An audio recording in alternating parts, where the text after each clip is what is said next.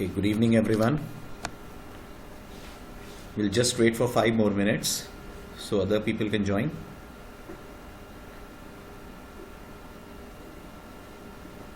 Is the audio clear?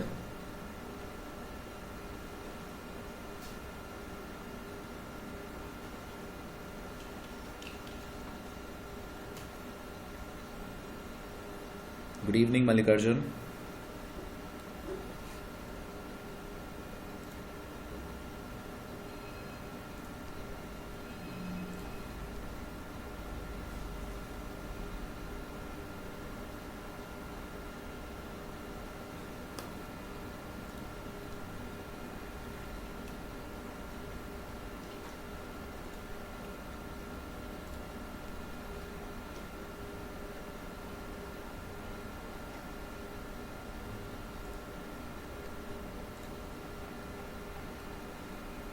Is the video clear?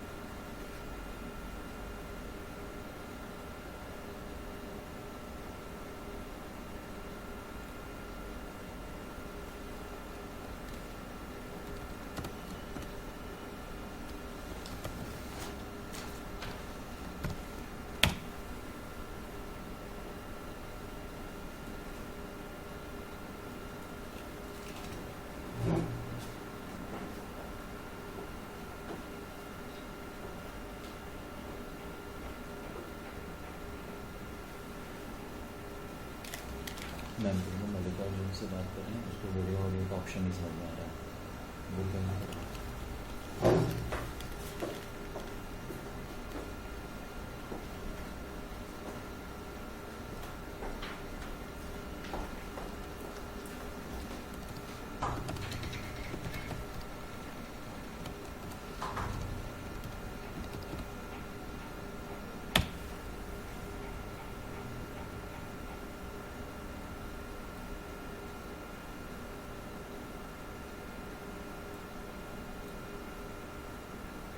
Okay okay okay okay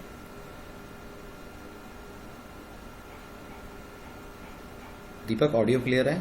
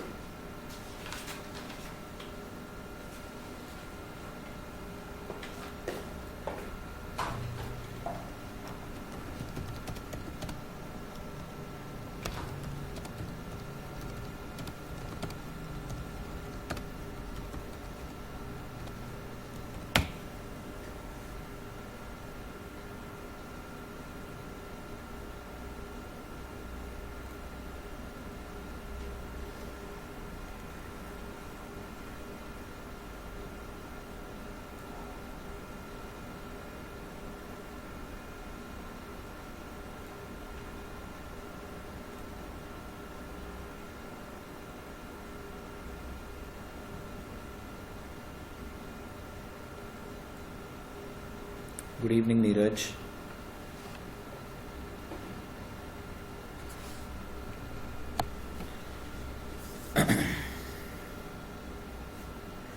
Okay, so once again I welcome you all to this online session of Core Java. आज जितने भी नए attendees हैं आप आज का lecture attend करके as a demo देखिए.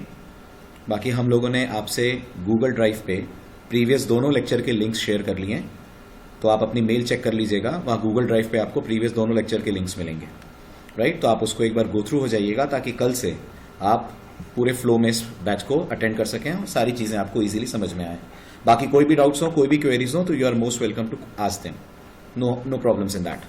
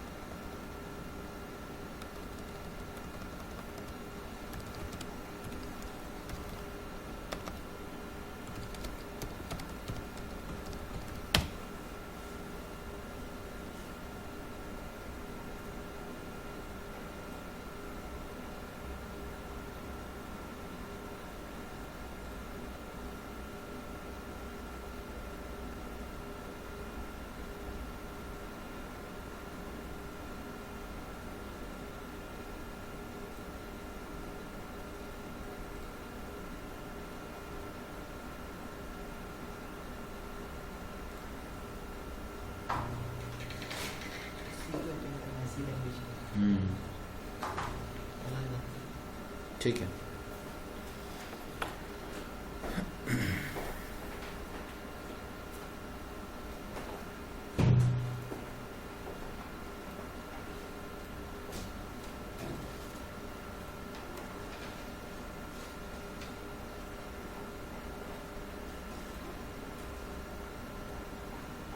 दीपक, कोई इश्यूज, कोई प्रॉब्लम है तो आप चैट विंडो में टाइप करिए.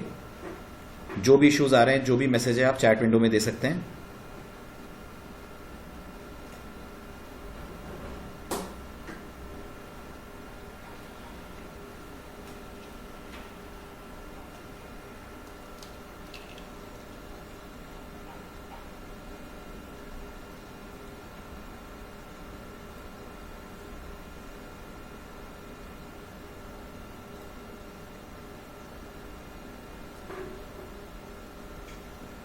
Okay, so let's begin with the next lecture. अब लास्ट लेक्चर में आपने पढ़ लिया था जावा में एक बेसिक प्रोग्राम कैसे कंपाइल और रन होगा, राइट. अब आज आगे बढ़ते हैं. लास्ट लेक्चर से रिलेटेड कोई भी क्वेरीज, कोई भी डाउट्स, तो please ask any questions, any doubts regarding the previous lecture. If no doubt is there तो प्लीज टाइप अ नो. कोई क्वेरी है तो आप चैट विंडो में प्लीज पूछें, otherwise we shall proceed.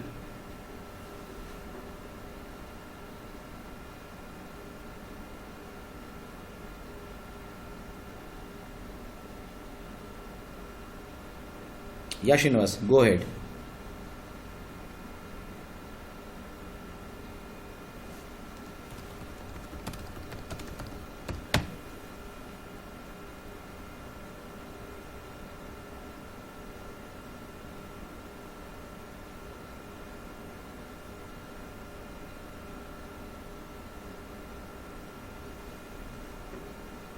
Yeah, exactly.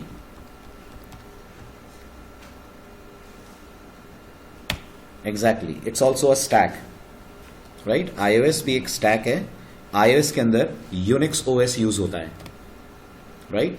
जैसे एंड्रॉइड के अंदर लिनक्स ऑपरेटिंग सिस्टम यूज हो रहा है, ऐसे iOS के अंदर यूनिक्स का स्ट्रिप डाउन वर्जन यूज होता है.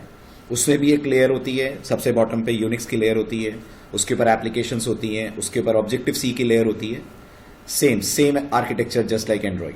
ऑपरेटिंग सिस्टम लेवल पे बस चीजें चेंज हो जाती हैं. वहां पर ऑब्जेक्टिव सी, यहां पर आ जाती है जावा, वहां पर यूनिक्स है, और एंड्रॉइड में आ जाता है लिनक्स.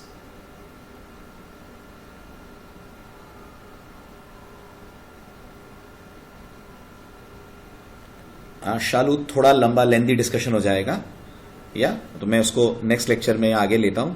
ठीक, अभी आपको कोर लेवल पे मैं बता दूं, यूनिक्स पेरेंट ऑपरेटिंग सिस्टम है और लिनक्स यूनिक्स के फीचर्स को यूज करके एनहांस करके बनाया गया ऑपरेटिंग सिस्टम है। राइट, जीवाई लिनक्स भी नहीं देता, जीवाई यूनिक्स भी नहीं देता, लेकिन जो जीवाई वाला पार्ट है वो लिनक्स को एक्सटेंड करके दिया गया है।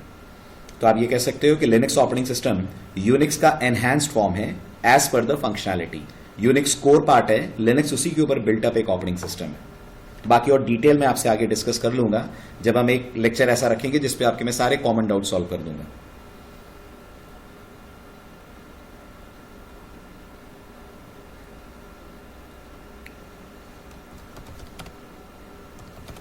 दीपक, क्या इश्यूज आ रहे हैं, क्या प्रॉब्लम आ रही है?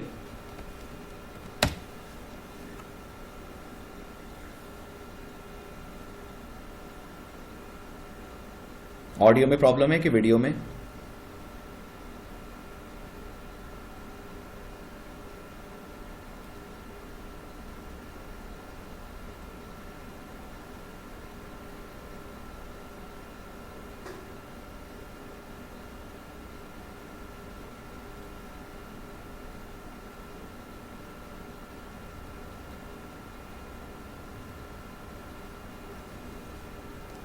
इंटरनेट कनेक्शन रीसेट करो Deepak, just reset your internet connection.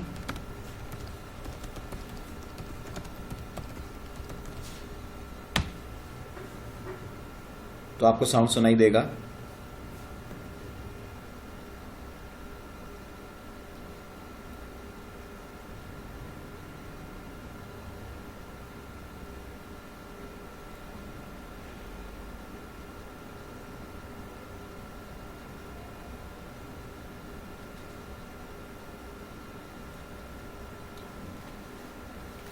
दीपक से कम्युनिकेट करो, उसको प्रॉब्लम है तो नंबर लेकर मुझसे बात करो उससे।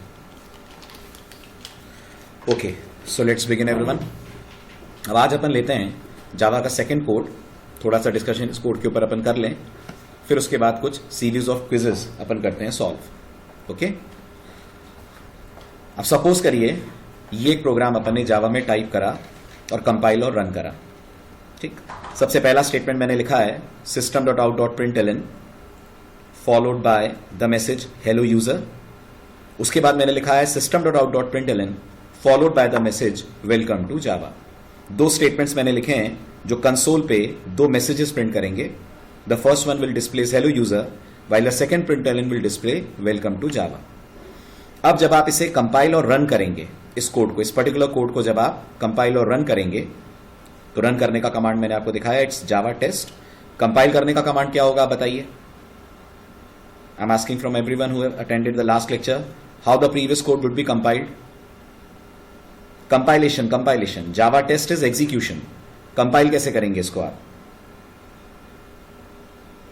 एग्जैक्टली, अगर हम ये मान लें कि प्रोग्राम का नाम test.java है, so compilation command would be Java C test.java। That's fine, true. अब जब आप इसे एग्जीक्यूट करेंगे बाय राइटिंग जावा टेस्ट, तो प्रोग्राम का आउटपुट कुछ ऐसा आएगा, hello user followed by welcome to Java. अब आप रिकॉल करिए and compare it with C and C++, तो कुछ अनयूजुअल, कुछ डिफरेंट आपको दिख रहा है आउटपुट में। अपना अपना आंसर आप चैट विंडो में टाइप करें, कुछ डिफरेंट आपको दिख रहा है आउटपुट में। एग्जैक्टली, जो मैसेजेस आपको दिख रहे हैं वो दोनों दो अलग अलग लाइनों पे दिख रहे हैं। अगर आप सी लैंग्वेज से कंपेयर करें तो सी लैंग्वेज में लाइन चेंज करने के लिए आप अपनी तरफ से एक एक्स्ट्रा कैरेक्टर ऐड करा करते थे, जो सी लैंग्वेज में हुआ करता था new line character called as backslash n, right. Java में चेक करें, मैंने अपने प्रोग्राम में सिर्फ दो प्रिंटलन्स डाले हुए हैं। Clear, system.out.println hello user followed by system.out.println welcome to Java. मैंने अपनी तरफ से कोई न्यू लाइन नहीं डाली है, बट स्टिल आप नोटिस करिए the output is being displayed on two lines. इसका सिंपल सा रीजन है, जावा में जो println मेथड है वो अपनी तरफ से इम्प्लिसिटली एक न्यू लाइन कैरेक्टर लास्ट में ऐड कर देता है। तो अगर आपने अपने प्रोग्राम के अंदर 3 प्रिंटलन्स कॉल करें तो ऑटोमेटिकली आपको आउटपुट 3 अलग अलग लाइनों पे नजर आएगा। आई रिपीट द स्टेटमेंट, जावा का println method automatically new line character backslash n character message के एंड में ऐड कर देता है। तो अगर आपने 3 प्रिंट एलेन्स कॉल करे हैं तो आपको तीनों मैसेजेस 3 अलग अलग लाइनों पे नजर आएंगे। अब इससे क्वेश्चन आता है कि अगर हमें न्यू लाइन नहीं चाहिए, अपन चाहते हैं आउटपुट स्ट्रेट आए, एक सेम लाइन के अंदर आए, तो आप क्या करेंगे? तो just like print method, print LN method, Java आपको एक मेथड और प्रोवाइड करती है which is called as print call. इसको भी आप बिल्कुल वैसे ही करेंगे जैसे प्रिंट एलन को करते हैं, by using system dot out. बस प्रिंट एलन की जगह पर आपको यूज करना है प्रिंट, राइट। अब क्योंकि मेथड का नाम प्रिंट है तो ये सिर्फ प्रिंट करेगा, अपनी तरफ से कोई न्यू लाइन कैरेक्टर ये एक्स्ट्रा कंसोल के ऊपर ऐड नहीं करेगा। So as expected the moment will run this code, the output displayed will be hello user, welcome to Java, and the complete message would be displayed on same line. So last lecture में आपने println सीखा, आज सीखिए print। दोनों में एक ही core difference है कि println न्यू लाइन ऐड करेगा जबकि print अपनी तरफ से कोई एक्स्ट्रा कैरेक्टर ऐड नहीं करेगा। जो मैसेज आप देंगे वो एज इट इज स्क्रीन के ऊपर हो जाएगा display. Clear? So to display messages on console window, Java provides us 2 methods. One is called as println, other one is called as print. Difference क्या है दोनों में? println adds a new line. println अपनी तरफ से automatically एक new line character add कर देगा, adds a new line. Clear? while print method, इसे अगर आप कॉल करते हैं तो print simply displays the message. Print simply displays the message.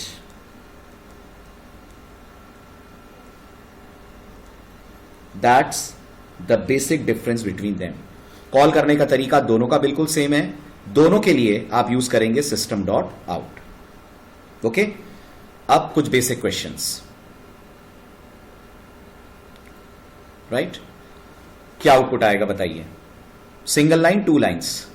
Just chat window में आप टाइप करें सिंगल लाइन और 2 line. Output will be in single line और output will be in 2 lines. या output will be in single line. Reason? Print LN new line add जरूर करता है लेकिन मैसेज प्रिंट करने के बाद, मैसेज प्रिंट करने के पहले नहीं। तो जब आप अपने कोड को एग्जीक्यूट करेंगे तो हेलो यूजर के बाद न्यू लाइन नहीं आएगी, वो वेलकम टू जावा के बाद आएगी। क्योंकि वेलकम टू जावा के बाद आएगी तो ओवरऑल आउटपुट आपको अभी भी नजर आएगा एक स्ट्रेट रो में, एक सिंगल लाइन के अंदर। Clear? Next question. Now guess the output. 1 line, 2 lines.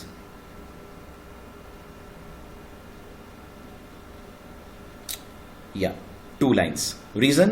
As I said, after displaying hello user, println एक \n यानी न्यू लाइन लास्ट में ऐड कर देगा। तो ऑब्वियस सी बात है आपको आउटपुट 2 अलग अलग रोज में दिखेगा। The first row will display hello user, the second row will display welcome to Java. Okay, next question. How many lines? 1, 2 और 3?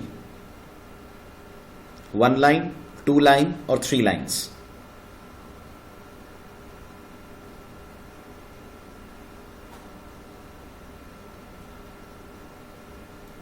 या 2 लाइन्स। यानी एक और नया कॉन्सेप्ट, आप अगर println को बिना किसी आर्ग्यूमेंट के कॉल करते हैं तो println सिर्फ न्यू लाइन जनरेट करने का काम करता है, राइट। सो println को अगर कोई आर्ग्यूमेंट पास ना करा जाए, आर्ग्यूमेंट्स आपको याद होगा पैरेंथेसिस के अंदर जो आप वैल्यूज पास करते हैं अपन उनको बुलाते हैं। तो println को अगर आप कोई आर्ग्यूमेंट पास नहीं करेंगे तो println सिर्फ एक न्यू लाइन आउटपुट में ऐड कर देगा। That is why the output will be displayed in 2 lines. First method ने हेलो यूजर जनरेट करा, कर्सर वहीं छोड़ दिया यानी यूजर के बाद, बट जैसे ही println आया कर्सर चेंज होकर न्यू लाइन पे आया और वहां पर फिर से प्रिंट ने मैसेज प्रिंट करा which is welcome to Java. Okay, next question. How many lines? 1 line और 2 लाइन और 3 लाइन? 1 लाइन और 2 लाइन और 3 lines.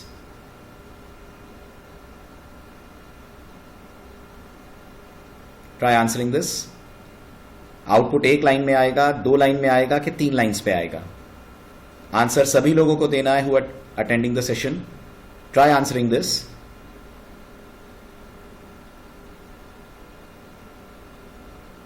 Syntax error, code compile भी नहीं होगा. एग्जैक्टली. प्रिंट मेथड के साथ एक प्रॉब्लम है. Print method only and only works with arguments. आप प्रिंट को कभी भी बिना आर्ग्यूमेंट के कॉल नहीं कर सकते. राइट. सो इस तरह से अगर आप देखें तो प्रिंटलन और प्रिंट में 2 डिफरेंसेस हो गए. प्रिंटलन न्यू लाइन ऐड करता है, प्रिंट न्यू लाइन ऐड नहीं करता है. प्रिंटलन बिना आर्ग्यूमेंट के भी चलता है और एक न्यू लाइन ऐड कर देगा, सिर्फ कुछ डिस्प्ले भले ही ना करे. प्रिंट बिना आर्ग्यूमेंट के नहीं चलता. It simply generates syntax error. Okay. So जब भी आप प्रिंट कॉल करें, मेक श्योर आप उसे कुछ पास करें ताकि वो उसे स्क्रीन के ऊपर कर सके display. Right. That is the basic difference between print and println. अब जावा में कोडिंग करते वक्त कुछ बहुत कॉमन एरर्स होती हैं जो बिगनर्स से हो जाती हैं, जो बहुत बेसिक लेवल की एरर्स हैं, आपसे भी कई बार होंगी. तो आज उनका मैं आपको स्क्रीनशॉट विद डिस्क्रिप्शन दिखाता हूं ताकि इन केस आप कोड लिखे और आपको ये एरर्स मिलें तो आप उसे इजीली रेक्टिफाई कर सकें, आप समझ सकें आपसे क्या गलती हो गई है. जो सबसे कॉमन 3 गलतियां लोग करते हैं जनरली. पहली कॉमन सी गलती कि आप कोड लिखते वक्त नंबर ऑफ ओपनिंग और number of closing braces mismatch कर देते हैं. जावा में याद रखिएगा, बिल्कुल सी लैंग्वेज की तरह, अगर आपने कोई ओपनिंग ब्रेस लगाया हुआ है अपने प्रोग्राम के अंदर, if you are having an opening brace like this, you must have a corresponding closing brace. अगर ओपनिंग और क्लोजिंग ब्रेस मैच नहीं करते हैं तो जावा जनरेट करती है सिंटेक्स एरर. ओके. ये सबसे कॉमन गलती है. एरर मैसेज क्या आएगा वो आप देखिएगा, आपको ध्यान रखना होगा क्योंकि ये मैसेज थोड़े से डिफरेंट है as compare to error messages of C language. दूसरी सबसे कॉमन मिस्टेक जो आप सी में भी करते होंगे, कई बार जावा में भी हो जाती है, आप सेमीकोलन मिस कर जाते हैं. जावा में कई बार ऐसा होता है कि आप अपने मेथड के एंड में या स्टेटमेंट के एंड में सेमीकोलन भूल जाएं. जावा में भी माना जाता है हर स्टेटमेंट के एंड में there has to be a terminator. अगर आप उसे नहीं लगाएंगे Java will generate syntax error. और तीसरी बस कॉमन मिस्टेक होती है, जो आप मेन को पैरामीटर्स देते हैं उनका नाम आप गलत स्पेल आउट कर दें. ठीक है. तो मैं आपको एक एक का स्क्रीनशॉट दिखाता हूं ताकि अगर आपसे गलती कभी हो जाए तो आप सेल्फ उसे रेक्टिफाई कर सकें. सबसे पहली कॉमन गलती, अगर ब्रेसेस की काउंटिंग मिसमैच हो जाती है तो जावा एक टिपिकल सा एरर मैसेज देती है, reached end of file while parsing. I repeat, Java एक टिपिकल सा एरर मैसेज देती है, reached end of file while parsing. तो अगर आप इस कोड को मैच करें तो इसमें मेन का ओपनिंग और करस्पॉन्डिंग क्लोजिंग ब्रेस है, लेकिन क्लास के ओपनिंग ब्रेस का करस्पॉन्डिंग क्लोजिंग ब्रेस मिसिंग है. क्योंकि इस प्रोग्राम के अंदर क्लास का कोई करस्पॉन्डिंग क्लोजिंग ब्रेस नहीं है, इस कोड को जैसे ही आप कंपाइल करेंगे, कंपाइल टाइम पे आपको एरर मिलेगी. जैसा मैंने कहा, आप चेक करिए, the error messages reached end of file while parsing. ये टिपिकल सा मैसेज है. Do remember this message. जब भी ये आता है आप सिर्फ number of opening and closing braces को चेक करें. अगर इनका काउंट मिसमैच हो गया तो जावा हमेशा आपको एक ही एरर मैसेज देगी, reached end of file while parsing. Is it clear? ये बहुत कॉमन एरर्स हैं जिनका आप खास ध्यान रखिए ताकि आपको कोई दिक्कत ना हो अपनी एरर्स को खुद ही ढूंढने में. Any queries, any doubts?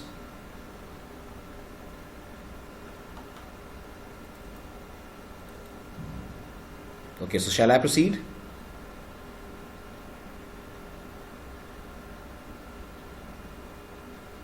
Okay. Next, आपने स्टेटमेंट लिखा system.out.println.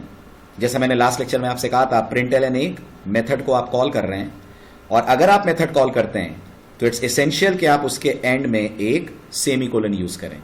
क्योंकि अपने यहां कोई सेमीकोलन लगाया नहीं है, जावा की तरफ से एरर मैसेज आएगा, चेक करिए, सेमीकोलन एक्सपेक्टेड. सी में आता था स्टेटमेंट मिसिंग, जावा की तरफ से आएगा semicolon expected. The next most common error जो बिगनर्स कर देते हैं. Okay. So be very sure, Java में जब भी आप कोई स्टेटमेंट लिखें उसके एंड में सेमीकोलन जरूर आप यूज करें. Okay. Now the third, another very common mistake. मैंने लास्ट लेक्चर में आपसे कहा था कि जावा में जितने भी क्लास नेम्स होते हैं they always begin with upper case. I repeat the statement, Java में जितने भी क्लासेस के नाम हैं they always always begin with upper case. जैसे आप सी लैंग्वेज से कंपेयर करिए तो सी में जो बिल्ट इन फंक्शंस होते हैं उनका नाम लोअर केस से स्टार्ट होता है। ऐसे जावा में जितनी भी बिल्ट इन क्लासेस हैं उनका नाम अपर केस से स्टार्ट होता है। अगर आप किसी भी क्लास के नाम को लोअर केस से स्टार्ट करेंगे, जैसे स्ट्रिंग का एस आपने लोअर केस में लिख दिया, या मान लीजिए सिस्टम का एस आपने लोअर केस में लिख दिया होता, तो जावा एक बहुत ही स्टैंडर्ड एरर मैसेज आपको देती है which is called can not find symbol. इस मैसेज को याद रखिएगा, कैन नॉट फाइंड सिंबल। अगर जावा आपको ये मैसेज देती है कैन नॉट फाइंड सिंबल, तो आपने एक बहुत कॉमन मिस्टेक की होगी। आपने या तो नाम गलत स्पेल आउट कर दिया होगा, एक तो ये तब आ सकती है, और या आपने स्पेलिंग सही लिखी होगी बट केसेस का आपने ध्यान नहीं रखा होगा। और दो चीजों को जावा में ग्राउंड रूल बना के चलिएगा। जावा में जितनी भी क्लासेस हैं उनका नाम शुरू होता है विद अपर केस, और जावा में जितने भी मेथड्स हैं जैसे कि println, उनका नाम शुरू होता है विद लोअर केस। अगर println का p मैंने कैपिटल कर दिया होगा तो भी जावा मुझे बोलेगी कैन नॉट फाइंड सिंबल, और अगर मैंने सिस्टम का s छोटा कर दिया या स्ट्रिंग का s छोटा कर दिया, then also Java will display a message cannot find the symbol. So make very sure while writing the code in Java you always remember कि classes के नाम upper case से start होने हैं and method names they always always always begin with lower case. ये दो rules में से एक भी रूल अगर violate होता है तो keep in mind the error message displayed would be cannot find symbol. तो ये तीन कॉमन एरर्स हैं जो आपको ध्यान रखनी है। क्लासेस के लिए नंबर ऑफ ब्रेसेस जो आप लगाएं वो हमेशा इवन होने चाहिए, ओपनिंग है तो क्लोजिंग भी होना चाहिए, semicolon as a terminator use करना है आपको स्टेटमेंट्स के एंड में, और जब भी आप जावा की किसी बिल्ट इन क्लास को यूज करें या जावा के किसी बिल्ट इन मेथड को यूज करें उसके लिए आप नाम मेथड्स के लिए लोअर केस और क्लासेस के लिए स्टार्ट करेंगे with upper case, otherwise the message can not find symbol would be displayed. Is it clear everyone? इसमें कोई क्वेरी, कोई डाउट, एनी क्वेश्चंस?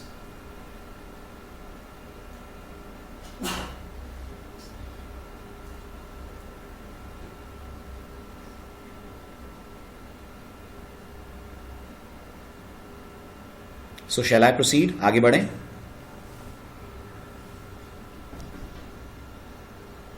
ओके,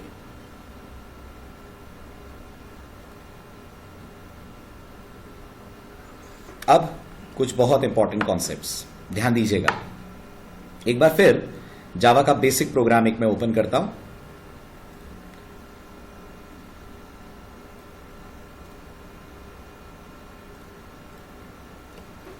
ध्यान से सुनिएगा। Tell me what is this string and what is this system? What are these two? Exactly, to be very specific, ये classes नहीं है, they are predefined classes. Predefined का मतलब ये already बन चुकी हैं, आप इन्हें सिर्फ अपने प्रोग्राम के अंदर यूज कर रहे हैं।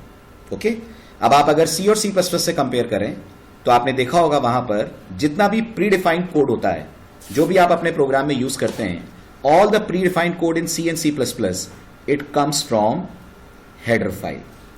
फॉर एग्जाम्पल सी में आप अगर printf यूज करते हैं, the most common function printf, तो आप यूज करते हैं अपने प्रोग्राम के अंदर the header file called as stdio.h। इससे, इस पर्टिकुलर हेडर फाइल से आपको printf का मिलता है सपोर्ट, राइट? अब अगर आप इस बात को जावा से कंपेयर करें तो जावा में मैं यूज कर रहा हूं स्ट्रिंग और सिस्टम। अपनी तरफ से मैं आपको यह कह रहा हूं they are predefined classes, but मैंने अपने पूरे प्रोग्राम में कहीं पे भी इन क्लासेस का सपोर्ट जावा से लिया तो नहीं है। So a very common question arises, at least उन लोगों के दिमाग में तो आएगा ही जो सी और सी प्लस प्लस के साथ इसको कंपेयर करें, कि जावा के अंदर, अपने प्रोग्राम के अंदर कैसे पॉसिबल हो रहा है कि हम स्ट्रिंग क्लास और सिस्टम क्लास को यूज कर पा रहे हैं, राइट? हमने कुछ भी तो अटैच नहीं करा है, हेडर फाइल वगैरह, तो ये आ कैसे रही है हमारे प्रोग्राम में? तो अब इसका डिफरेंस समझने की कोशिश करिए। Another very basic concept of core Java. The first thing to understand is, in Java, जब भी आप अपना प्रोग्राम डिजाइन करेंगे,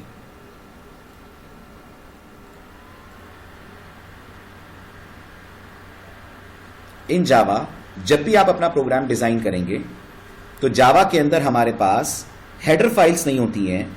इन Java we have something which is called as packages. Java के अंदर we always contain something which is called as packages. In Java, we don't have header files. In Java, we have packages. And packages are nothing but a collection of classes. Packages, classes का basic collection होते हैं, right? ये दो rules तो आप पढ़ ही चुके हैं कि Java के हर प्रोग्राम के अंदर मिनिमम एक क्लास होनी चाहिए, क्योंकि Java का कोई भी प्रोग्राम बिना क्लास के आप नहीं बनाते. ये भी आप देख चुके हैं कि Java में जब भी आप कोई स्टेटमेंट लिखते हैं उसके एंड में आपको यूज करना चाहिए एक सेमीकोलन, राइट? देन जब भी आप जावा के अंदर कोई क्लास यूज करते हैं जो बिल्ट इन क्लास होती है, सारी बिल्ट इन क्लासेस जावा में आपको मिलती है from the concept of packages, correct? तो अगर मैं आपसे पूछूं कि ये जो स्ट्रिंग और सिस्टम क्लास है ये मेरे प्रोग्राम में आ कहां से रही है, तो आपका सिंपल सा आंसर होगा these classes are coming from a package. फिर भी एक क्वेश्चन दिमाग में आपके आएगा कि अगर ये पैकेज से भी आ रही है तो हम प्रोग्राम के अंदर कोई पैकेज तो यूज कर नहीं रहे हैं, राइट? प्रोग्राम में हमने कोई पैकेज तो यूज करा नहीं है, तो ये आ कहां से रही है? तो पहले मैं आपको पैकेजेस की बेसिक कॉन्सेप्ट बता दूं. जावा में जैसे मैंने कहा पैकेज सिर्फ एक फोल्डर होता है जिसके अंदर हम प्री डिफाइंड क्लासेस कंटेन करते हैं. In a Java program a package is nothing but a folder containing classes. और अगर आप लेटेस्ट वर्जन की बात करें जो जावा 8 है, तो जावा में 217 पैकेजेस हैं. ये लेटेस्ट स्टैटिस्टिक्स हैं. और इन 217 पैकेजेस में 4240 क्लासेस हैं. आई रिपीट, जावा में टोटल 217 पैकेजेस हैं और ओवरऑल इनके अंदर 4240 क्लासेस हैं. फिर भी वापस हम अपने क्वेश्चन पे आते हैं कि अगर ऐसा है तो हमने तो कोई भी पैकेज प्रोग्राम में अटैच नहीं करा, हमें ये प्रोग्राम में पैकेजेस का सपोर्ट कैसे मिला? तो पहले मैं आपको जावा के कुछ पैकेजेस की लिस्टिंग दिखाता हूं. इस डायग्राम को आप ध्यान से समझने की कोशिश करिए. जावा की जो लाइब्रेरी होती है उसके अंदर छोटी छोटी डायरेक्टरीज बनी हुई हैं. ये जो आप पिंक में देख रहे हैं, they all are nothing but they are directories, and in Java these directories are better known as packages. Java में आप इनको बुलाते हैं packages. So there is a package called as lang, there is a package called as util, there is a package called as net, there is a package called as awt. Okay? इसका proper नाम, पूरा नाम अगर आप लेकर चलें तो for example the package lang has got its full name as java.lang. ये इस पैकेज का पूरा नाम है. ऐसे util का भी पूरा नाम आपको मिलेगा as java.util. util का भी पूरा नाम है java.util. सबके पहले आप जावा डॉट प्रीफिक्स में लगा दीजिए. So Java dot lang, Java dot util, Java dot net, Java dot AWT, ये सब जावा के पैकेजेस हैं. और हर पैकेज के अंदर जावा ने कुछ रखी हुई हैं क्लासेस, राइट? सारी की लिस्टिंग तो मैं आपको नहीं दिखा रहा हूं, कुछ जरूरी क्लासेस की दिखा रहा हूं. जो लैंग पैकेज है उसके अंदर है स्ट्रिंग क्लास, उसके अंदर है सिस्टम क्लास, उसके अंदर अवेलेबल है मैथ नाम की क्लास. ऐसे ही जावा में जो नेट नाम का पैकेज है उसके अंदर अवेलेबल है इंटरनेट से रिलेटेड क्लासेस जिनसे आप नेटवर्क एप्लीकेशंस बना सकते हैं. So there is a class called socket, there is a class called URL. ये सब आप आगे पढ़ेंगे. AWT जो पैकेज है जावा का, ये मेनली यूज होता है for the AWT package in Java is mainly use for GUI programming. GUI stands for graphical user interface.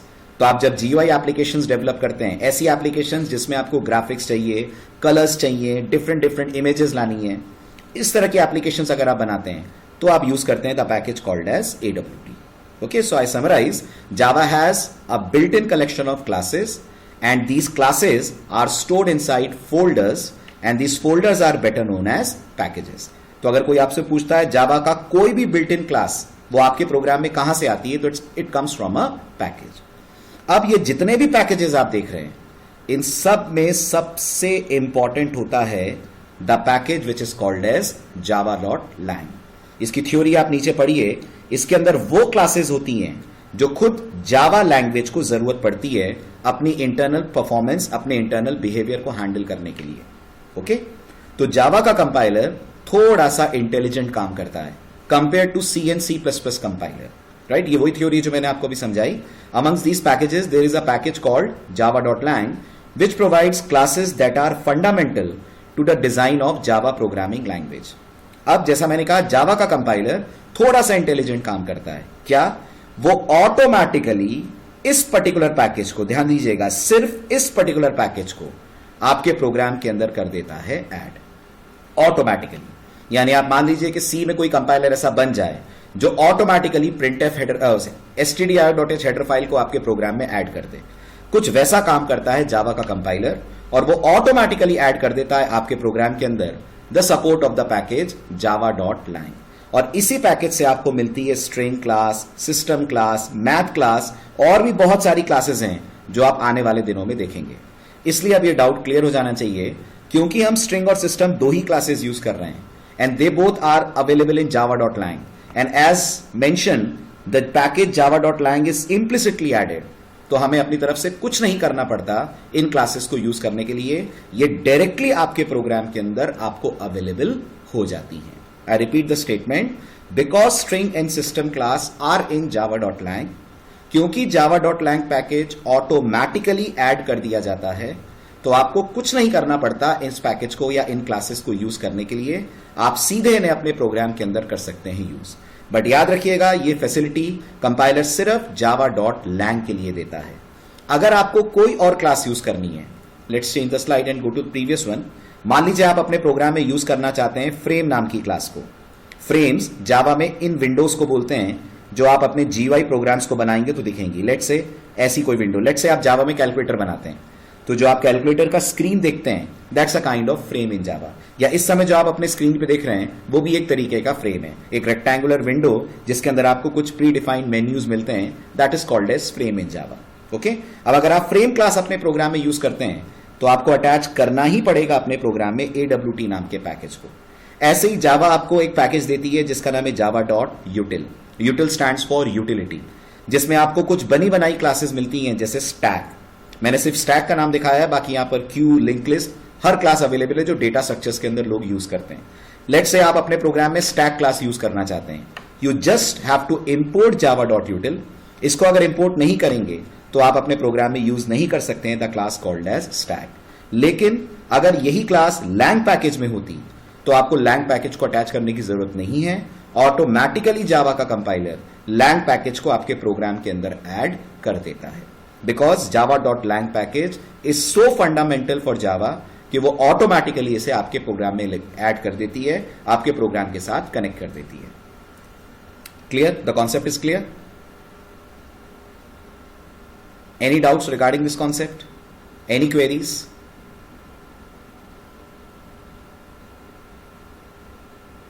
Right. What does dot signifies?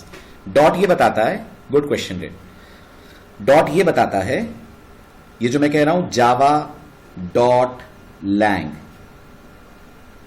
Okay. As I said, these are nothing but folders. They both are folders created on your system. मैं screen share करूंगा तो आपको ये दिखाऊंगा। So actually what happens is there is a folder called Java. Under the Java folder there is a folder called lang. Similarly under this Java folder we have another folder called util. That is what dot signifies, that lang is a subfolder of the main folder called as Java. Is it clear? या just a moment I will tell this. अगर हम import explicitly करते हैं श्रीनिवास तो बताता हूं अभी क्या होता है। अभी डॉट क्लियर हुआ Shalu? Is it clear? Okay, so इस डॉट के बेसिस पर एक छोटा सा question, try answering this. Java में एक पैकेज है java.awt.event। इसमें क्या है, इसमें क्या क्लासेस है वो हम बाद में पढ़ेंगे। अभी आप बताओ इसमें दो डॉट्स का मतलब क्या है? What does this two dot indicate? या कौन किसके अंदर है, या folder inside a folder. So architecture wise अगर ड्रॉ करें तो we have a folder called Java, right? This Java folder contains a sub folder called as AWT. It has the full form Abstract Window Toolkit, and AWT contains another package which is called as Event, right?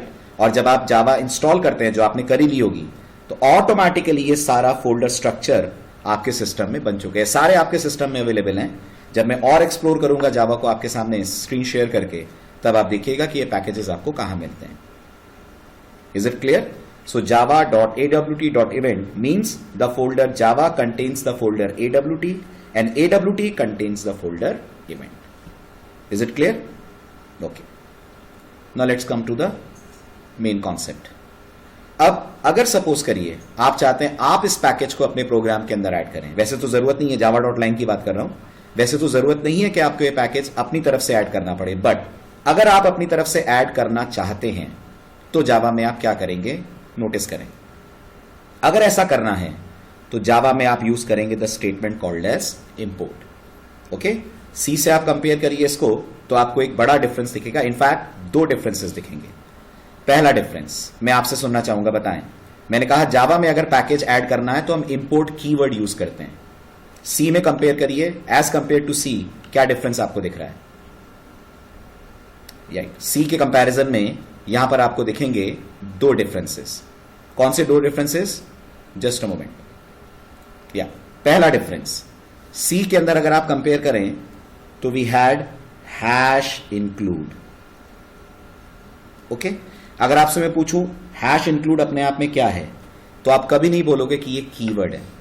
Hash include is not a keyword, it's simply a statement. Okay, while in Java it is, as I said, a keyword. Number one thing.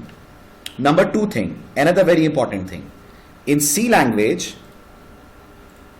language, before include we put hash, right? In Java, before import we don't write anything. Before import we don't write anything. ऐसा क्यों है? Difference समझिएगा। C language में can you tell ये hash include statement कौन handle करता है? C language में who handles hash include? Exactly they are handled by a software called as preprocessor. Okay, and that is why they begin with the symbol of hash. In Java we don't have a preprocessor. Java में हमारे पास pre processor नहीं होता है। जावा में सिर्फ और सिर्फ हमारे पास कंपाइलर होता है और जेवीएम के अंदर कंपाइल्ड कोड को इंटरप्रेट करने का इंटरप्रेटर होता है। In Java we don't have any preprocessor. तो जावा में आप कभी नहीं पाएंगे कि आपके किसी स्टेटमेंट के आगे कभी भी लगा होगा सिंबल ऑफ हैश। जावा में कभी हैश से कोई स्टेटमेंट स्टार्ट नहीं होता, because in Java we just have a compiler, not preprocessor. ये बहुत कॉमन इंटरव्यू क्वेश्चन होता है, how hash include is different than import. इनमें तीन डिफरेंसेस हैं, दो मैंने आपको अभी बता दिए। पहला, इंक्लूड एक स्टेटमेंट है, इंपोर्ट एक कीवर्ड है। This is the first difference. दूसरा, इंक्लूड प्री प्रोसेसर की तरफ से हैंडल करा जाता है, जो कंपाइलर से पहले आपके प्रोग्राम को पढ़ता है, जबकि इंपोर्ट कंपाइलर ही हैंडल करता है, बिकॉज जावा में कोई प्री प्रोसेसर नाम का कॉन्सेप्ट नहीं होता। In Java we don't have anything which is called as preprocessor. Clear? तीसरा डिफरेंस मैं आपको थोड़ी देर बाद बताता हूं, पहले हम इंपोर्ट का सिंटेक्स और बिहेवियर समझ लें। Is it clear everyone? Both the differences are clear? Any queries, any questions? ये बहुत जरूरी है, बेसिक इंटरव्यू क्वेश्चन है। चाहे सी आपने डेप्थ में ना भी पढ़ी हो, बट इतना डिफरेंस आप जरूर समझ सकते हैं, how import and include are different than each other. Okay, next अब इंपोर्ट के सिंटेक्स पे आते हैं। इंपोर्ट लिखने के जावा आपको दो तरीके देती है, वॉच केयरफुली। पहला तरीका है, आप लिखें इंपोर्ट, इंपोर्ट के बाद पैकेज का नाम, पैकेज के नाम के बाद डॉट करके क्लास का नाम। This is one way. और दूसरा है, आप लिखें इंपोर्ट, पैकेज का नाम dot star. I repeat, import लिखने के दो तरीके जावा में होते हैं, import package name dot class name. जिस क्लास को आप यूज करना चाहते हैं वो जिस पैकेज में है, पैकेज के नाम के साथ क्लास का नाम आप दे दें, या आप लिख दें पैकेज नेम डॉट स्टार। एक एग्जांपल देखिए, ये जो आप देख रहे हैं import Java dot lang dot string, ये फर्स्ट वाले सिंटेक्स को फॉलो करता हुआ स्टेटमेंट है, और ये जो आप देख रहे हैं import Java dot lang dot star, ये सेकेंड वाले स्टेटमेंट को फॉलो करता हुआ सिंटेक्स है। क्लियर? अब इन दोनों में डिफरेंस क्या है समझिएगा, how these two are different than this. पहला, ये जो दो आप देख रहे हैं लिखे हुए, Java dot lang dot string और Java dot lang dot system, they in Java are called as explicit import. This is called explicit import in Java. ये जो आप देख रहे हैं, this is called wild card import. This is called wild card import in Java. Okay?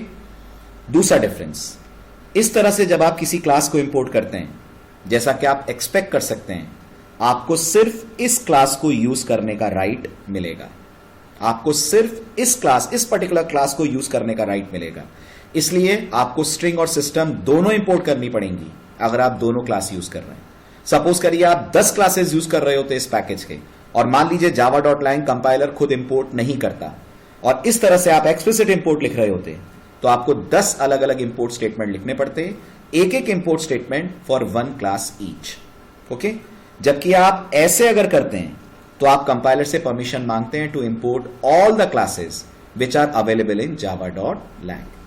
Okay, so first one में थोड़ा lengthy है, लेकिन इससे आपको एक एक पर्टिकुलर क्लास की परमिशन मिलेगी. सेकेंड वाला एक ही बार में सारी क्लासेस की आपको परमिशन दिला देगा. अब अगर आप हमारे ईज ऑफ यूज के पॉइंट ऑफ व्यू से देखें तो ऑब्वियस सी बात है, आपको लगेगा ये ज्यादा आसान है, ज्यादा इजी है, हम एक इंपोर्ट लिखेंगे और हमें सारी क्लासेस का यूज मिल जाएगा. बट जावा इसको रिकमेंड नहीं करती है. इसका रीजन क्या है, ध्यान से सुनिएगा. लोग सोचते हैं इसका रीजन शायद ये होगा कि जब मैं java.lang.star कह रहा हूं तो सारी क्लासेस मेरे प्रोग्राम में ऐड हो जाएंगी और प्रोग्राम की साइज बढ़ जाएगी. लोग सोचते हैं java.lang.star अगर मैं कह रहा हूं तो सारी क्लासेस ऐड हो जाएंगी और प्रोग्राम की साइज बढ़ जाएगी. ये बिल्कुल गलत थिंकिंग है, ऐसा नहीं है. फर्क बस इतना है कि अगर आप java.lang.star बोल रहे हैं तो प्रोग्राम पढ़ेगा अगर कोई, तो क्लियर नहीं होगा कि ये जो क्लास वो यूज हो रही है प्रोग्राम में वो कौन से पैकेज से आ रही है. जबकि अगर आप ये लिखते हैं तो रीडेबिलिटी ज्यादा क्लियर होती है. जावा रीडेबिलिटी पॉइंट ऑफ व्यू से रिकमेंड करती है कि आप जब भी इंपोर्ट यूज करें, ट्राई यूजिंग एक्सप्लिसिट इंपोर्ट, ताकि रीडेबिलिटी में इंप्रूवमेंट आए and anyone who is reading your code उसको समझ में आए कि आपके प्रोग्राम में आपने कौन सी क्लास कौन से पैकेज से इंपोर्ट की है. Okay, behaviour wise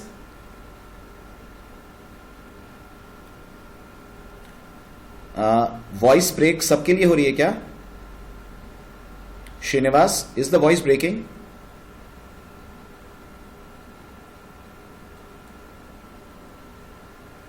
knots okay. वो थोड़े से ग्लिचेस आ जाते हैं बीच बीच में, तो उसमें कोई दिक्कत नहीं, मैं रिपीट कर दूंगा concept. Reva, is the voice clear?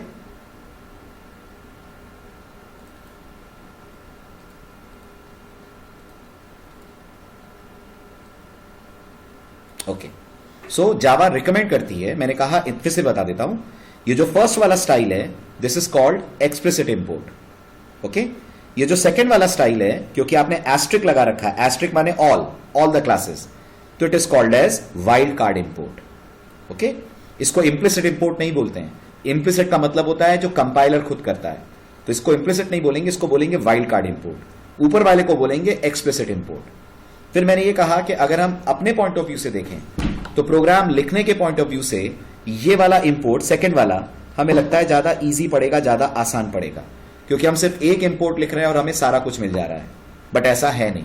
Java actually कहती है आप इस वाले इंपोर्ट को यूज करिए, एक्सप्लिसिट वाले को, क्योंकि कोई भी आपके प्रोग्राम को अगर पढ़ेगा, जब जैसे जैसे प्रोग्राम बड़ा होगा, प्रोग्राम में बहुत सारे पैकेजेस से क्लासेस आएंगी, तो कोई भी आपके प्रोग्राम को पढ़ेगा तो उसे क्लियरली समझ में आएगा कौन सी क्लास कौन से पैकेज से आ रही है. और मैं फिर बता दूं, java.lang.star या किसी भी पैकेज के नाम के साथ .star लगाने का यह बिल्कुल मतलब नहीं है कि हम सारी क्लासेस अपने प्रोग्राम के अंदर लेकर आ रहे हैं, है ना. इसका सिर्फ यह मतलब है कि मुझे परमिशन मिले कि मैं सभी क्लासेस को अपने प्रोग्राम में यूज कर पाऊं. और यही वो तीसरा डिफरेंस है जो हैश इंक्लूड और इंपोर्ट को अलग करता है. आप रिकॉल करिए, सी लैंग्वेज में जब आप हैश इंक्लूड स्टेटमेंट लिखते हैं, रिकॉल कीजिए, जब आप ये लाइन लिखते हैं तो क्या आपके सोर्स कोड की साइज बढ़ती है? Try answering this. क्या सोर्स कोड की साइज बढ़ जाती है अगर सी लैंग्वेज के अंदर मैं हैश इंक्लूड स्टेटमेंट लिखता हूं? जैसे मान लीजिए मैंने एक छोटा सा कोड सी लैंग्वेज के अंदर डिजाइन करा. सपोज करिए मैंने लिखा hash include stdio.h.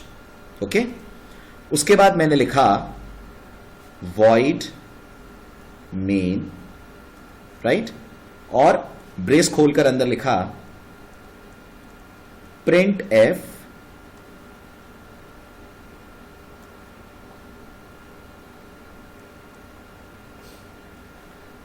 parenthesis on, double quotes on,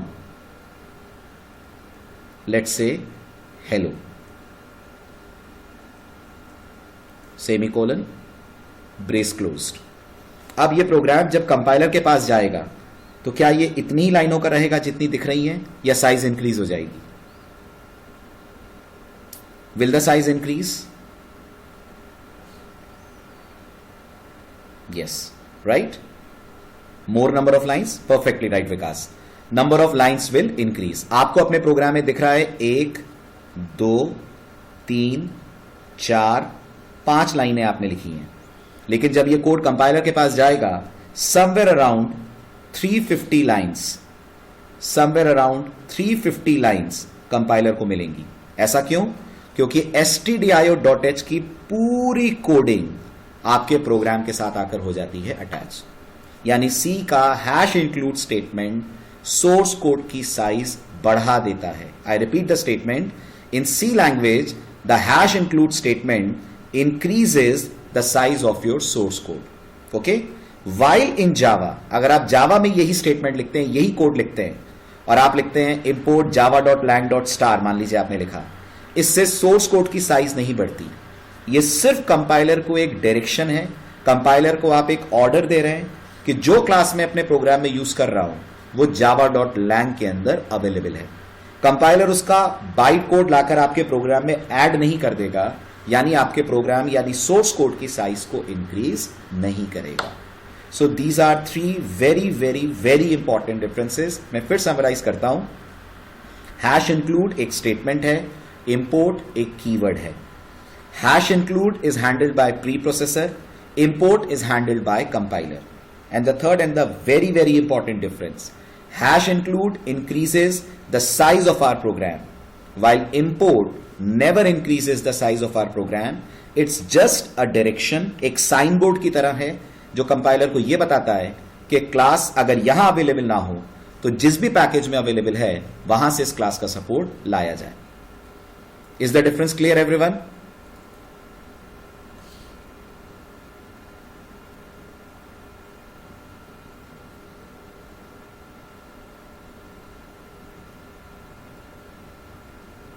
Clear?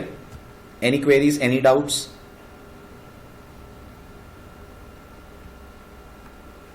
Okay? चलिए, अब बेस्ड ऑन प्रीवियस लेक्चर कुछ क्विज है, कुछ क्वेश्चंस हैं जो अपन डिस्कस करते हैं. राइट? जिन्होंने लेक्चर अटेंड करा हो आप जरूर अटेंड करें. जिन्होंने अटेंड नहीं करा है, नो प्रॉब्लम्स इन दैट. आपसे वीडियो शेयर कर लिया होगा हमारी टीम ने, आप उस वीडियो को एक बार देख लें तो कल आप ये क्विज अटेम्प्ट करिएगा. ये सब कुछ आपको आज मेल हो जाएगा. ट्राई अटेम्प्टिंग दिस क्विज ताकि आपको क्लियरली समझ में आ जाए. ओके, ये छोटा सा एक क्विज है जो कल के लेक्चर के बेसिस पर मैंने बताया था. Okay, so all those who have attended attempt this question. How many dot class files would be generated for the following code? Perfectly all right. Okay, जिन्होंने आज ज्वाइन करा है मैं आपको एक छोटा सा रिव्यू दे देता हूं ताकि आपको बैच अटेंड करने में कोई दिक्कत ना जाए. ये मान लीजिए आपने जावा का एक प्रोग्राम बनाया. जावा एक ऑब्जेक्ट ओरिएंटेड लैंग्वेज है, तो जावा में आप जो भी कोड लिखते हैं it should always always contain classes. Right? अब सपोज करिए मैंने अपने प्रोग्राम के अंदर ओवरऑल 3 क्लासेस बनाई.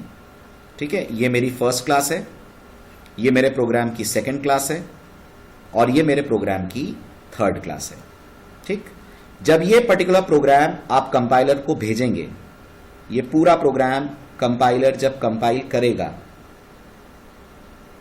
तो कंपाइलर हर एक के लिए अलग अलग कंपाइल्ड कोड जनरेट करेगा. कंपाइलर हर एक के लिए अलग अलग कंपाइल्ड कोड जनरेट करेगा. इस कंपाइल्ड कोड को अपन बुलाते हैं जावा की वोकैबुलरी में बाइट कोड. आप वीडियो लेक्चर्स जरूर देखिएगा जो आपसे शेयर करे गए गूगल ड्राइव पे, उसमें सब कुछ डिटेल में है. ओके, इन बाइट कोड्स का एक्सटेंशन जावा की तरफ से होता है डॉट क्लास, एक्सटेंशन है डॉट क्लास, नाम होगा पूरा इसका ए डॉट क्लास, दूसरे वाले का नाम होगा बी डॉट क्लास और तीसरे वाले का नाम पड़ेगा सी डॉट क्लास, राइट। तो जब भी जावा का कोड कंपाइल होता है, number of byte codes generated would be equal to total number of classes defined by the programmer. Okay, अब यहां पर एक और क्वेरी, एक और डाउट। मान लीजिए इस प्रोग्राम के अंदर मैंने स्ट्रिंग और सिस्टम क्लास यूज करी है, तो कितने बाइट कोड जनरेट होंगे? इस प्रोग्राम में सिस्टम और स्ट्रिंग क्लास भी मैंने यूज करी है, तो कितने बाइट कोड जनरेट होंगे? Exactly, still the answer is 3, क्योंकि सिस्टम और स्ट्रिंग क्लास के जो बाइट कोड्स हैं वो पहले से अवेलेबल है इन द पैकेज java.lang, वो दोबारा जनरेट नहीं होंगे, जनरेट सिर्फ आपकी क्लासेस के कंपाइलर करेगा byte code. Clear? So the answer is total 3 byte codes will be generated. So if your program is having 100 classes, आपके प्रोग्राम में 100 क्लासेस आपने बनाई हैं, तो आप उसे जब भी जावा कंपाइलर के पास कंपाइल होने के लिए भेजेंगे, वो 100 बाइट कोड फाइल्स जनरेट करेगा, which are called as dot class files. Clear? Is it clear, everyone?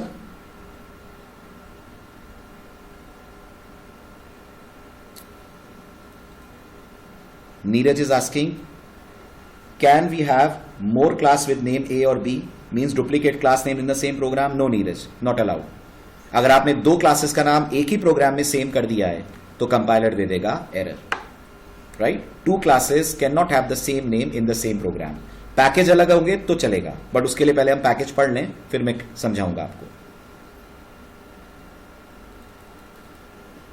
Nameless class वो आप आगे पढ़ेंगे, that's anonymous class.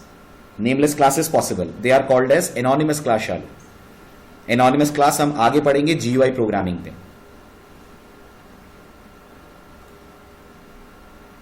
Okay, shall I proceed? Next question, again based on the previous lecture. आज इस concept के बारे में डिस्कशन नहीं हुआ है। बताएं, इस प्रोग्राम का नाम मुझे क्या रखना चाहिए? What should be the name of this program? The program is having 3 classes. Program का नाम क्या रखा जाए? एग्जैक्टली नाम आप कुछ भी रख सकते हैं, लेकिन अगर यह पता है कि किस क्लास के अंदर मेन है, तो प्रेफर करा जाएगा कि आप वो नाम यूज करें जिस क्लास के अंदर आपने मेन मेथड बना रखा है। लेट सपोज क्लास ए के अंदर मेन होता, तो बेटर था इस प्रोग्राम का नाम हम लोग रखते a.java, राइट? जावा में प्रोग्राम का नाम क्लास के नाम के जैसा रखा जाए, ये कोई रूल नहीं है, बट ये एक जनरल गाइडलाइन है जो लोग फॉलो करते हैं। और अगर मल्टीपल क्लासेस हैं तो फिर उस क्लास के नाम के जैसा रखते हैं which contains the method which is called as main. Clear? तो ये प्रीवियस लेक्चर से रिलेटेड था, आप एक बार वीडियो देखिएगा, जिनका लेक्चर मिस हो गया है तो ये कॉन्सेप्ट क्लियर हो जाएगा। और फिर मैं एक डाउट सेशन रख दूंगा 1 घंटे का, उसमें मैं सिर्फ और सिर्फ आप लोगों के डाउट्स क्लियर करूंगा। तो जितने भी न्यू कमर्स है, जिन्होंने अभी अभी ज्वाइन करा है, वो डाउट सेशन आपके सारे डाउट्स क्लियर कर देगा। आप बस कल वीडियो जरूर देख लीजिएगा लेक्चर 1 और लेक्चर 2 के। Okay, next question.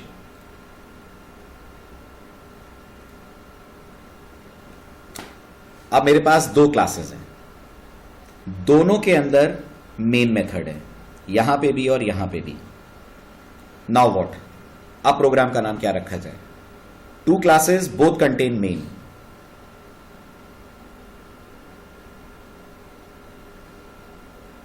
Any name means कुछ भी नाम रख दूं, Bhopal, Indore, MP, India, will it work? Exactly, आप कोई भी नाम दे सकते हैं अभी भी, चाहे तो आप दे दें भोपाल.java, चाहे तो आप दे दें इंदौर.java, और चाहे तो इससे अलग कोई नाम दे दें। ओके, अब जब आप कंपाइल करेंगे, जैसा मैंने कहा, कंपाइलर 2 बाइट कोड फाइल्स बनाएगा। ओके, एक का नाम वो रखेगा आप अपनी तरफ से आपकी क्लास के नाम को देखते हुए भोपाल डॉट क्लास, एक का नाम वो रखेगा भोपाल डॉट क्लास, एक का नाम वो रखेगा अपनी तरफ से Indore dot class.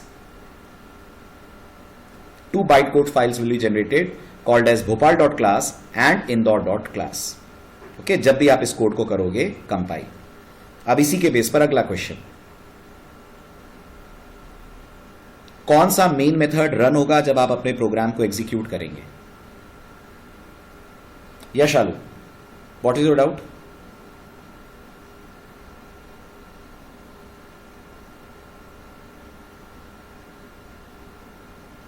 No no no no no, कोई भी नाम, मैंने कहा, ध्यान दीजिए, I said any name will work. मैंने कहा था या तो भोपाल डॉट जावा रख दीजिए, या इंदौर डॉट जावा रख दीजिए, या कोई भी नाम रख दीजिए। आप इंडिया डॉट जावा रख दीजिए, that will also work, no harm in that. मैंने कहा जावा ये रूल नहीं कहती है कि आप मेन क्लास का नाम और प्रोग्राम का नाम सेम रखें, सिर्फ एक कन्वेंशन है, गाइडलाइन है, कोई भी नाम चलेगा, बट जनरली आप रखें इंदौर और भोपाल, क्योंकि इन्हीं दोनों के अंदर मेन है। क्लियर? अब प्रीवियस कोड के अंदर कौन सा मेन मेथड कॉल होगा जब आप प्रोग्राम को रन करेंगे? Which main method would be called when the previous code would be executed? ध्यान से सोच के आंसर लिखिएगा, या यूं कह लीजिए, मुझे प्रोग्राम का आउटपुट क्या मिलेगा अगर मैं रन करूंगा? Will I get the message in Indore और will I get the message in Bhopal? Exactly, जिस क्लास के नाम से आप प्रोग्राम को रन करते हैं उस पर डिपेंड करेगा आपको आउटपुट क्या मिलेगा। अगर आप रन करते हैं by writing Java Bhopal, output would be in Bhopal. अगर आप रन करते हैं by writing Java Indore, output will be in Indore. Reason, जब भी अपन प्रोग्राम को रन करते हैं अपन रन टाइम पे उस क्लास का नाम देते हैं जिसके अंदर मेन है। लकीली इस कोड के अंदर दोनों क्लासेस के अंदर मेन है, तो हम किसी के भी नाम से इस प्रोग्राम को कर सकते हैं एग्जीक्यूट, किसी के भी नाम से इस प्रोग्राम को आप कर सकते हैं रन। ओके, मैं आपको इसका एक डेमो देता हूं स्क्रीन शेयर करके, थोड़ा सा डिले स्क्रीनशॉट्स में आएगा।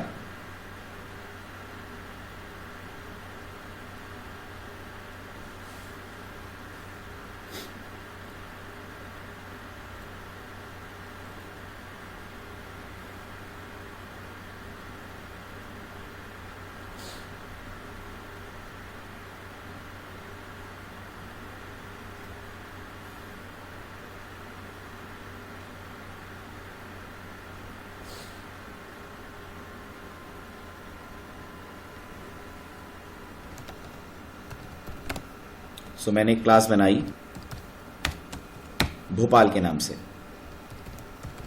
अंदर लिखा public static void main string square bracket ARGS, then I write system.out.println double quotes in Bhopal, right. इसी प्रोग्राम में मैंने एक और क्लास बनाई इंदौर के नाम से, इसमें मैंने मेन रखा,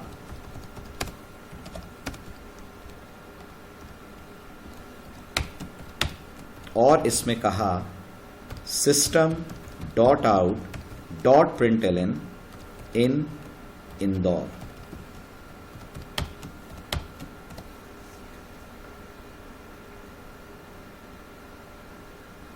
फिर प्रोग्राम को मैंने सेव करा। ओके, सबसे पहले लेट्स राइट भोपाल डॉट जावा, ये नाम मैंने अपने प्रोग्राम का दिया, सेव कर दिया।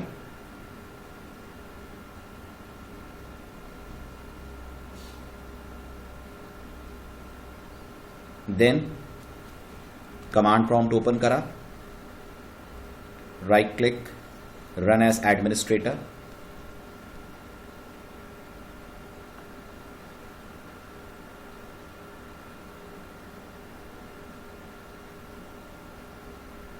okay, then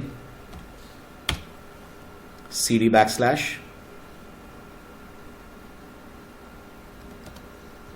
cd program files,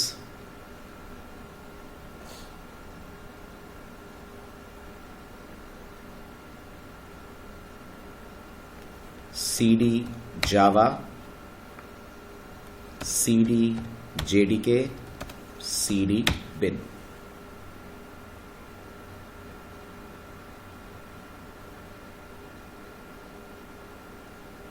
right, Java C Bhopal dot Java. Clear. अब अपन वेरीफाई करते हैं कितने बाइट कोड्स और किस किस नाम से बने. अगर आप चेक करें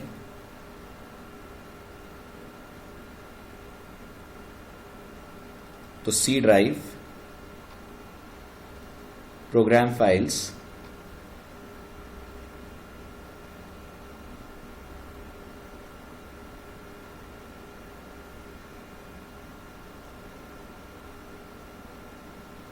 जावा, जेडीके, बिन.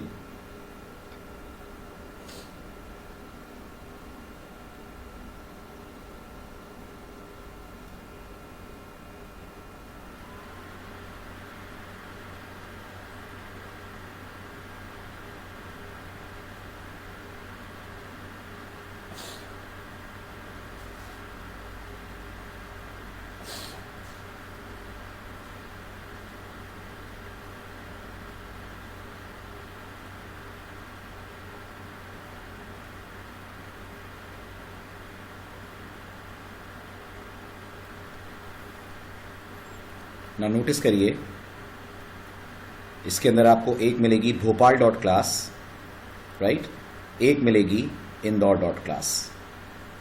ये 2 बाइट कोड्स जनरेट हुए होंगे जो अभी अभी जनरेट हुए हैं. इसको आप डॉस से वेरीफाई कर सकते. dir भोपाल क्लास डॉ कर रहा है 21/2016 2137 पे बाइट कोड जनरेट हुआ है. And same is the case with Indore dot class.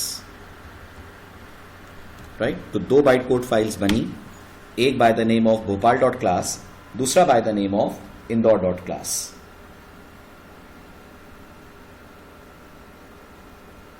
दोनों कंपाइलेशन जनरेशन टाइम 7. क्लियर. अब इसको रन करते हैं. मैंने कहा Java Bhopal, as expected I got the message in Bhopal.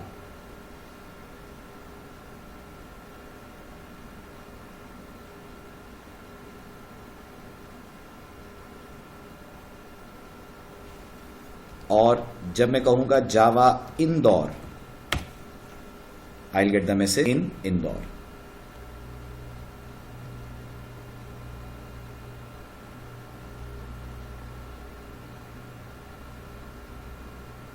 Clear.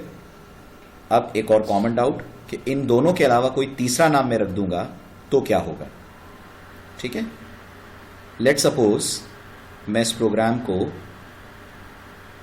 Save करता हूं bye the name India dot Java.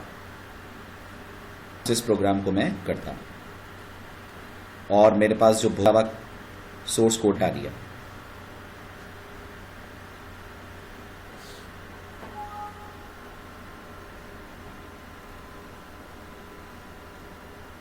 Okay, programme का नाम है इंडिया डॉट, उसके अंदर 2 क्लास भोपाल और एक फाइल से कंपाइल डॉट जावा के नाम से. प्रोग्राम रन होगा, लेकिन कंपाइल होगा, लेकिन जब मैं करूंगा मेरे को अभी भी भोपाल, भोपाल कंटेन्स में, इंदौर कंटेन्स में. क्लियर सकते हैं, लेकिन रन जब करेंगे तो उसी क्लास के जिसके अंदर अवेलेबल.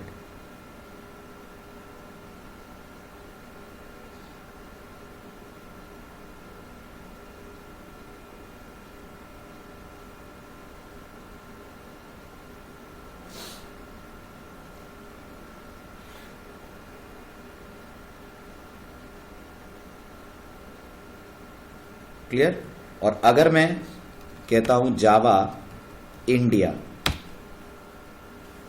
तो एरर, क्योंकि इंडिया नाम की कोई क्लास अवेलेबल ही नहीं है. इंडिया नाम का कोई बाइट कोड अवेलेबल ही नहीं है.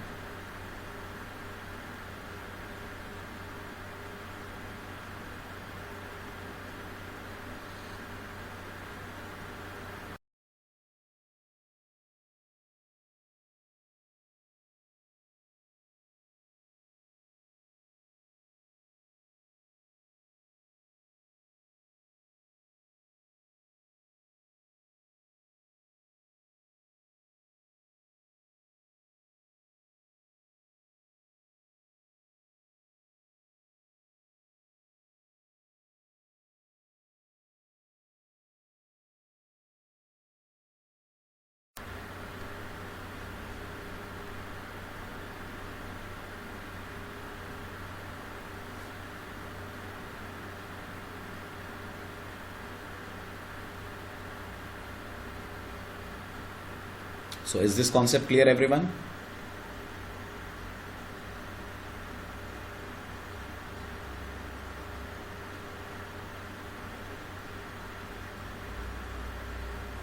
Any doubts, any questions?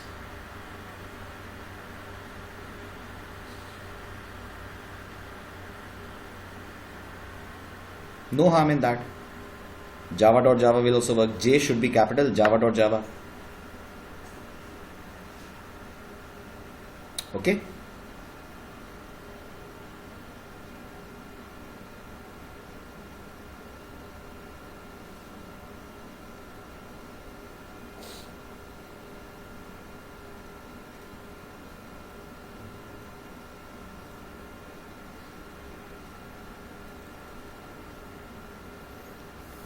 Right, so this brings us to the end of this lecture.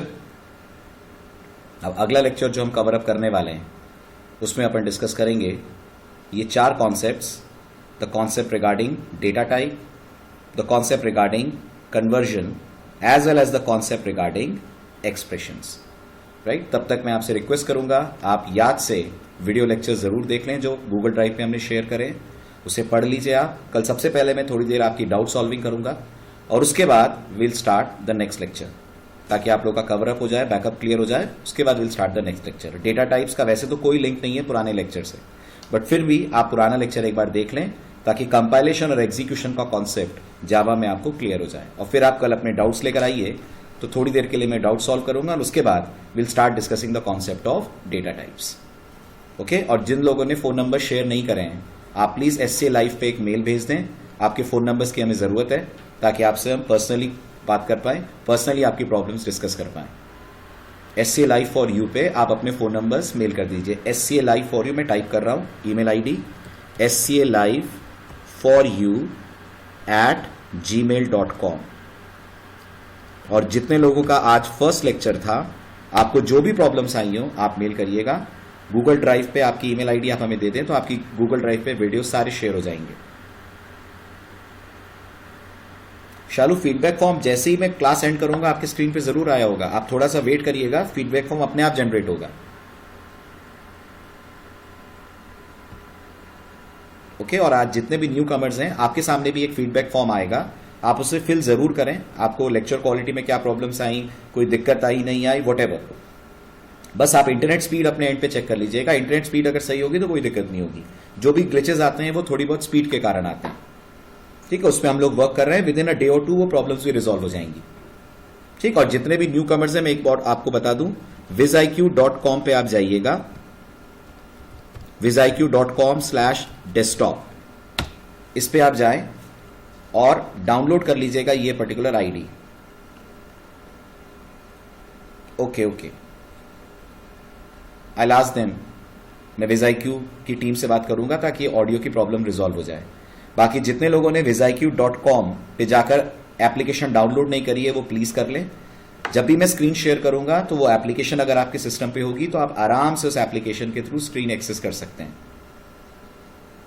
Okay, और मैं एक बार और दिखा देता हूं आपको, आप गूगल ड्राइव पे कैसे इसे एक्सेस करेंगे. मैं एक बार फिर स्क्रीन शेयर कर रहा हूं, गूगल ड्राइव पे वीडियोस कैसे आप एक्सेस करेंगे दिखाने के लिए.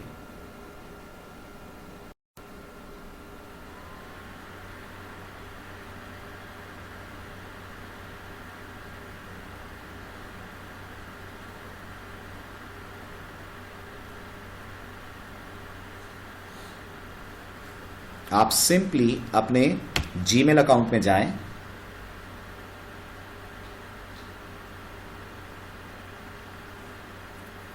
जो जीमेल अकाउंट, जीमेल आईडी आपने हमें दी है उस जीमेल अकाउंट में जाएं.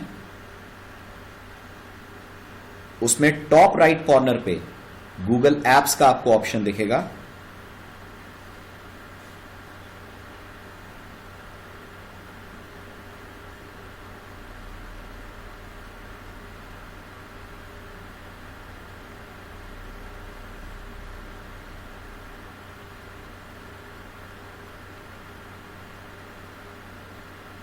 क्लियर, इसमें क्लिक करें तो आपको ऑप्शन मिलेगा गूगल ड्राइव.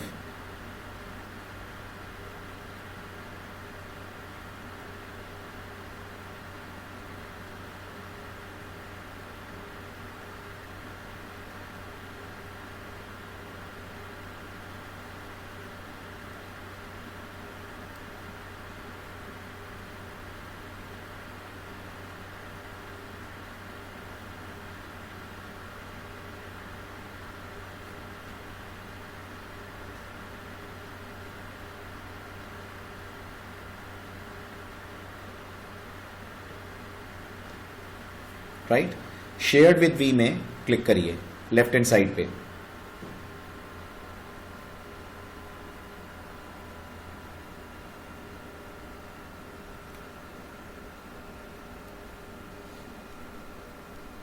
इसमें सबसे ऊपर जेएससी बैच का आपको फोल्डर मिलेगा, उस पर क्लिक करिए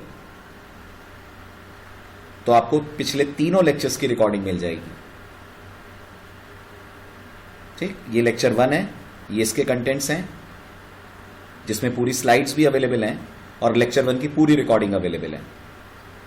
ऐसे ही ये लेक्चर 2 है,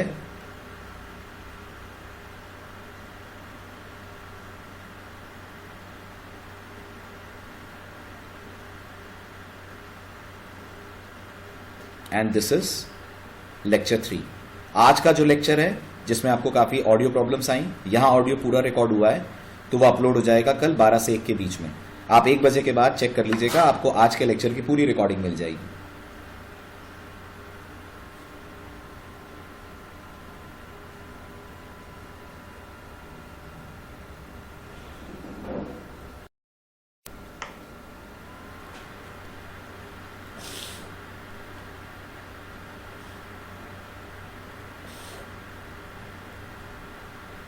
इज इट क्लियर एवरीवन? और आपको जो भी प्रॉब्लम्स आई हैं फीडबैक फॉर्म के अलावा आप उसको sclive4you@gmail.com पे भी भेज सकते हैं। We try our level best to resolve them.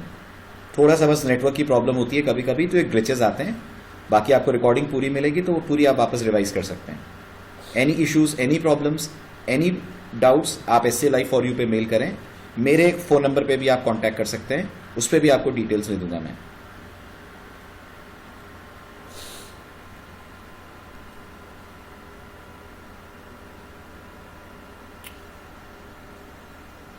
Okay, screen share अभी ठीक हुई थी जब गूगल ड्राइव मैंने दिखाया, आपको समझ में आया? जितने भी न्यू कमर्स हैं,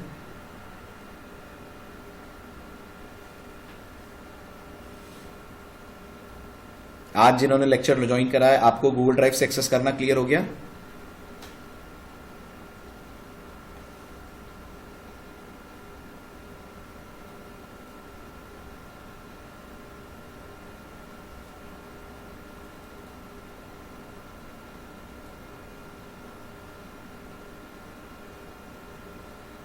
हाँ, टाइम लैग स्क्रीन शेयरिंग में आएगा विकास, वो थोड़ा सा आएगा 5 से 6 सेकंड्स का। मैं स्पीड उस हिसाब से अपनी रखूंगा। ओके, ये जो सेशन चल रहा था जिसमें मैं स्लाइड से आपको ले रहा था और मैंने व्हाइट बोर्ड यूज करा, this is our white board, white board मैंने यूज करा, उसमें कोई ग्लिचेस, कोई प्रॉब्लम आई तो आप बताइए। Okay okay okay, then I should end this lecture. कल सेम टाइम पे अपन मिलते हैं। पहले 15-20 मिनट, आधा घंटा आपकी डाउट क्लियरिंग में करूंगा, जो भी आज के लेक्चर को रिलेटेड आपके दिमाग में है। उसके बाद will discuss the concept of data type. Data types बिल्कुल फ्रेश टॉपिक है, उसका कोई बहुत लेना देना पिछले 2-3 लेक्चर से नहीं है, बिल्कुल नया टॉपिक है। आप कल उसको फर्स्ट टाइम भी ज्वाइन करेंगे तो आप इजीली पढ़ सकते हैं। Okay, thank you for joining the class. Good night and take care.